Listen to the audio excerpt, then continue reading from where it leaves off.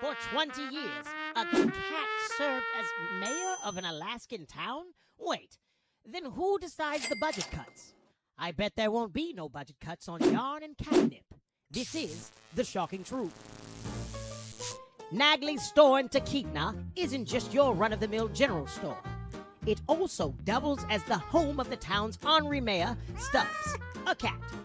As an unincorporated community, Talkeetna, with a population of a little over 1,000 citizens, does not have an elected mayor. In 1997, Mayor Stubbs, a Manx mixed with a stubbed tail, won the civic post via write-in votes in this village of 900. The election story was made up. The town actually doesn't have a mayor. But that didn't stop sales of t-shirts and feline mayoral decrees pronounced on behalf of the cat.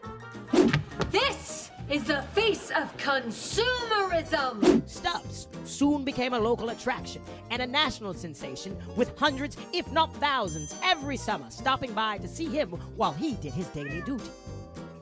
After his 2-decade reign as honorary mayor, Stubbs died in 2017, passing on the torch to his successor, Denali.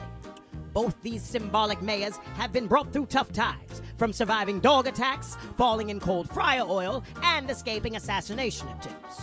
Yet, throughout their time as mayor, the town remains in utter bliss. Perhaps we should look for a cat to be the next president of the United States. It can't get any worse than it already is, can it?